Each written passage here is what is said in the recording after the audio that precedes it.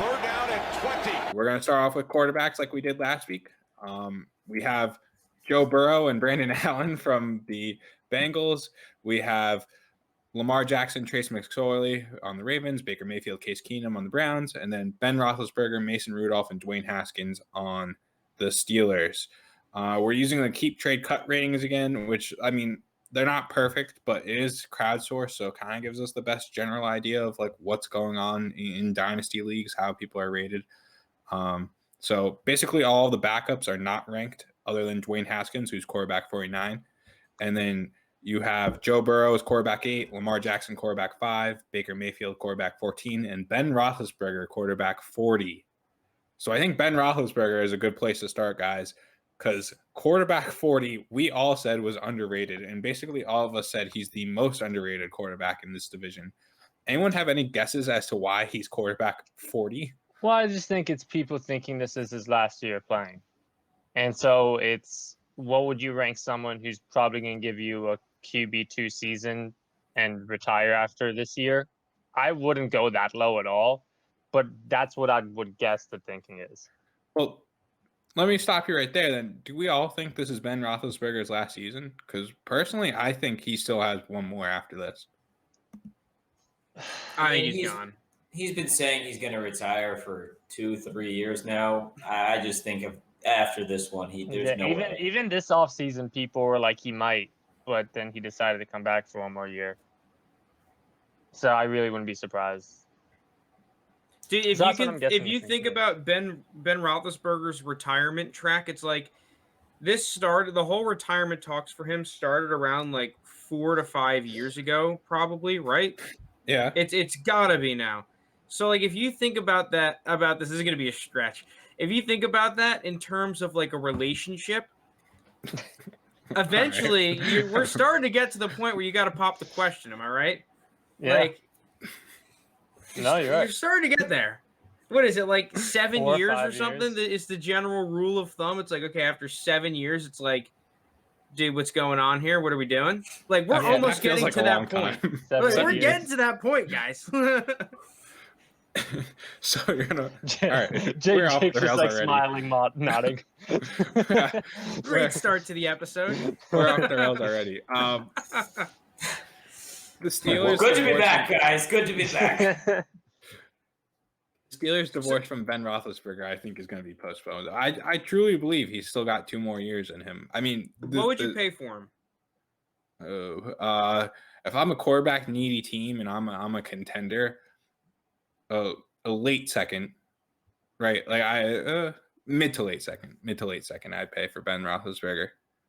What about you guys? That's the general rule of thumb for late, like mid QB2 1 to 2 year rentals is like, okay, they're generally worth a late second or like one of the first picks in the 3rd round. I think generally speaking, that's what I've seen. According to Keep Trade Cut, which isn't always accurate, like you could get him for even like a mid 3rd, which I don't really believe you can, but that's what Keep Trade Cut is currently saying. I'd give up a late second though if I really need a quarterback. I just think though that Ben Roethlisberger probably wouldn't be the way to go. Like I think I'd rather pay up a little bit more and get like a Kirk Cousins where I'm getting like 4 years out of him at least. Kirk Cousins is a tough one because I feel like the Kirk Cousins owner doesn't want to sell for a mid-second just for that. But here's someone that you can get. More. I think because I'm a current owner of them, and you could pay up for the risk plus the upside of Jameis Winston for. I mean, pay up. You raise your late second to like a middle to late second, probably like a 207, 208, 206 in this year's draft compared to paying like a 211, 212. And you can pay up for Jameis Winston while you have the risk of him maybe not being the starter and completely exploding. You also have the upside of getting a multiple year starting quarterback and a guy that has the talent that can make almost like a Ryan Tannehill-esque turnaround. It's not completely out of the question.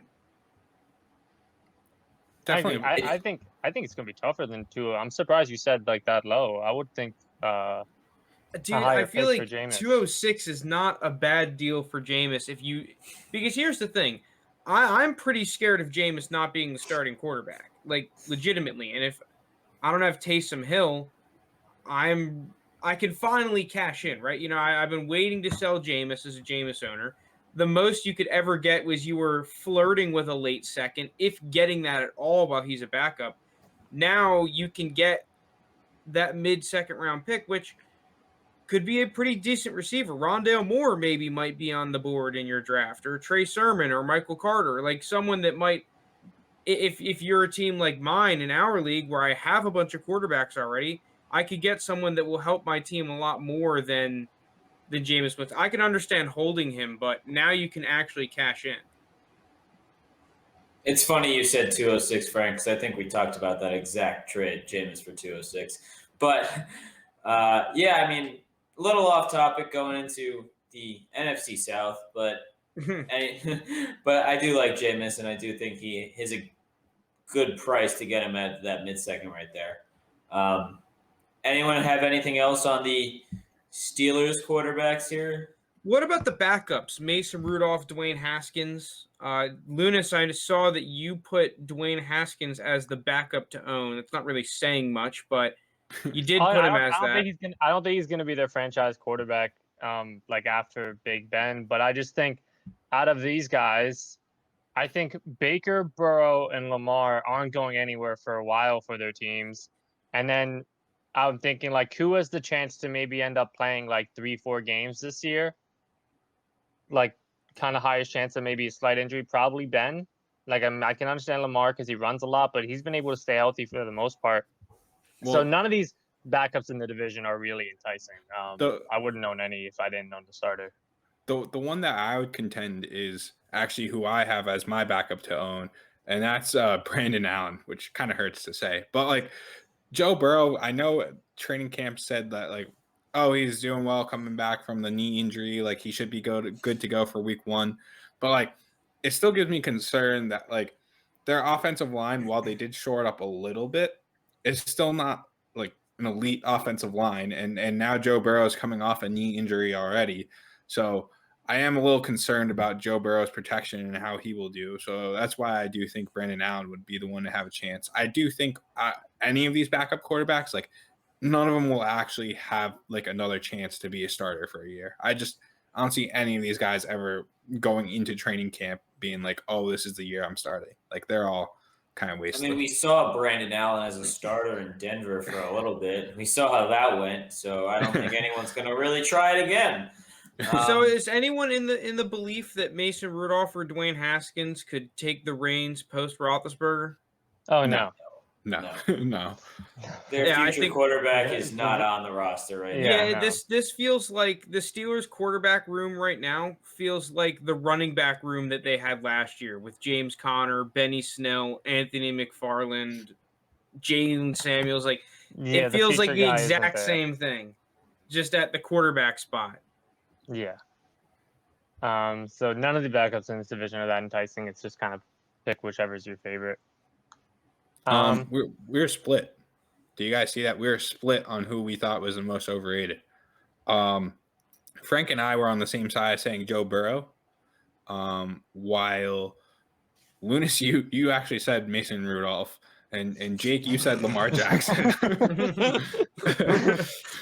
Lounis, how can a guy that is not ranked that's how bad he is be the most overrated player? That's how bad he is. I don't want to see him. Lounis out on Mason Rudolph.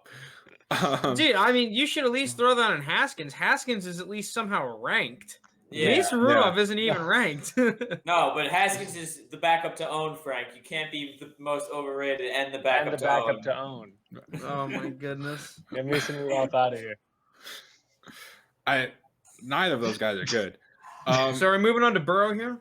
Well, yeah, I do feel like we've taken time before to talk about Burrow. Yeah, we'll spend a little bit on Burrow real quick. I think we've talked about him before. It's just hard to have him that high as quarterback 8 when we've only seen basically half a season from him. And I get that he's got even better weapons now, but, like, I'm still not completely convinced on Joe Burrow. Like, it took a lot of passes for him to be productive.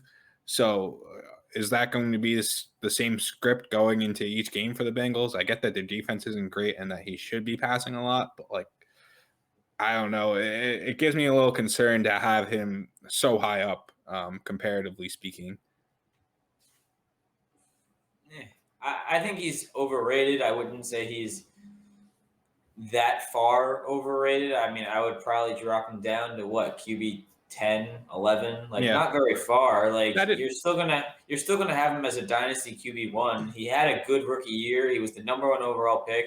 We've seen quarterbacks come back from knee injuries between, Deshaun Watson did it his rookie year. He tore his ACL. Tom Brady's torn ACL. A bunch of these quarterbacks have torn an ACL and come back. I understand his was pretty bad, and his offensive line was not improved significantly. But I just think he's talented enough and in a good situation with now college teammate Jamar Chase there, T. Higgins there, Mixon behind him. I just think this offense is going to be pretty good in general. So I will say on Keep Trade Cut, the difference from dropping Burrow from quarterback 8 to quarterback 10 is the same as dropping him from quarterback, let me check again real quick, quarterback 12 to quarterback 20. So, like, there's a big gap when you start, like, talking about those high rate numbers and dropping them down a couple spots. At that point, though, it is kind of preference when you're talking quarterback 12 to 20. All right, well, Frank, did you have anything to add about Burrow, or do we want to talk about Lamar? I don't really see the point of paying for Burrow right now at his current price. He is highly priced. I look at Burrow and I see a quarterback that is in the worst team in a really competitive, tough division. He has the worst coach in the division. He has the worst offensive line in the division and this is a division that not only is talented, has just had absolutely ferocious defenses year in and year out. And the former laughingstock is now one of the favorites to win in the Browns. So I'm betting on Joe Burrow. And everyone always says, like, oh, well, quarterbacks are always impacted by their situation, right? Like, if this guy's not in a good – you look at Carson Wentz last year, right? Oh, well, Carson Wentz, it wasn't him, it was the situation. And you can use – that's been used countless and countless times. Well, if that's actually true, why am I buying Joe Burrow at quarterback 8 price? I don't really care about the receivers. I don't really care about this, that, or the other. Even if Joe Burrow's good, I think that his stats would be more like Baker Mayfield's than like Lamar Jackson's from a fantasy perspective. This season. Yeah. That's very fair. No, I'm wondering with Joe Burrow, because you mentioned like the buying Joe Burrow, which exact rookie pick do you think Joe Burrow is worth in this upcoming draft? Like if you in were a to rookie pick in a rookie draft? Yeah, like so say you're trading Joe Burrow. What 102? Here's the thing that I have is that I don't think that Joe Burrow is a bad player. I like Joe Burrow's talent. I think he's a good player. I just think that he is wildly overrated. I don't think I would pick Joe Burrow in the first round of a startup. What have I seen? What am I buying into? Like, compare Joe Burrow to Dak Prescott. I'm in a startup. Yeah, okay. I get Dak Prescott early in the first compared to picking Joe Burrow late in the first. But the value difference for that compared to, okay, would I rather just wait until the 4th or the 5th or beyond and pick up Baker Mayfield? I think that's the problem I have with Joe Burrow. If you plopped him in a rookie draft again, okay, that's fine. I'll take him with a top 5 pick. I'm not going to be upset. Like, that's the price that I'm willing to buy him at. To all of you, is Lawrence the only rookie quarterback you're taking over Burrow? Yeah. Because Lance would make me think.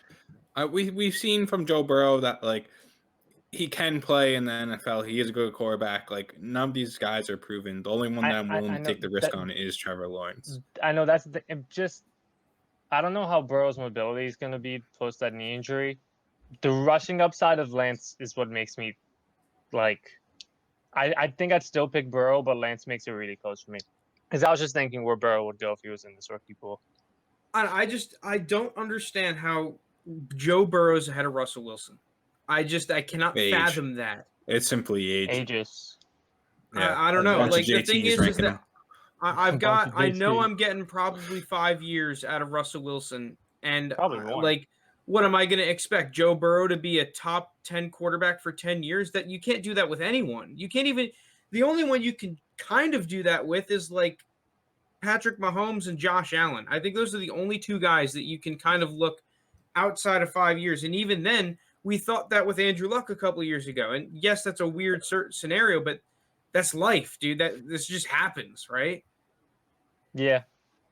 I think Kyler and what's his name? Chargers QB Herbert are close to that. Okay, tier. Herbert, I'll give you, but Kyler's unprecedented. We haven't seen a quarterback of his skill set survive for years and years and years. We just really haven't. Mm-hmm. It's the same argument against Lamar. Like, Lamar, great player. He'll help you out a ton. We can move into him off me saying this. It's just, we just haven't seen mobile quarterbacks last that long in the modern era. It hasn't happened. The one thing I will say about Kyler compared to Lamar is Kyler has an arm. They both have an arm, but I think Kyler's is better. Kyler's a much better. All right, well, yeah. Jake, start your Lamar. Why is Lamar the most overrated? We've done this too many times. I'm not saying he is overrated. He's QB5.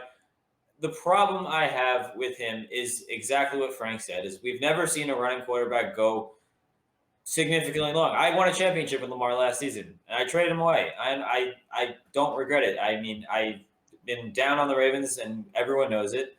But I just don't trust a quarterback that's going to run the ball, 15 or more times a game. I know he has this weird ability to not get a clean hit on him. He always seems to slip out of a clean hit, and he always does it. But it only takes one. We've seen it. It only takes one clean hit to knock these kind of guys out. And we saw it with RG3. His whole rookie season, he was untouchable. Never took a clean hit. And then it took one clean hit in the playoffs, and the guy busted his knee, and then he loses a step.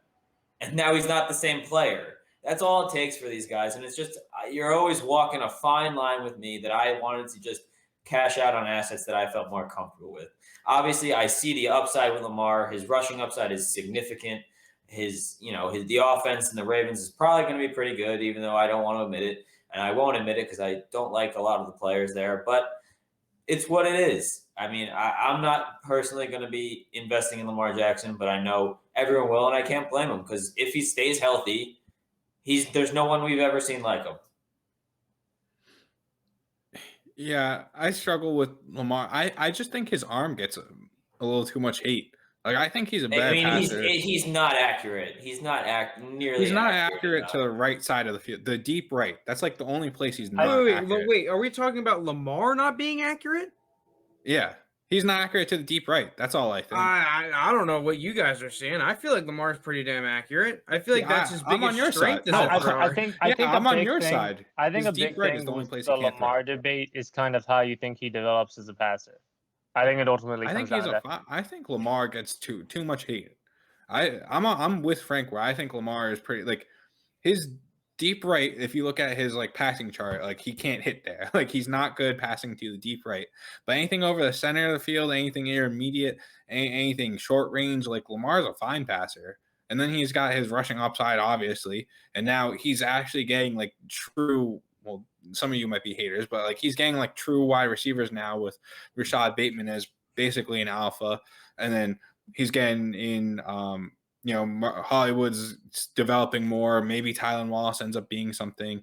That the camp people are hyping up all the other guys who I think are Jags, but they have. I can't get behind Duvernay, but he's competent. As a wide receiver 5, he's fine on your team.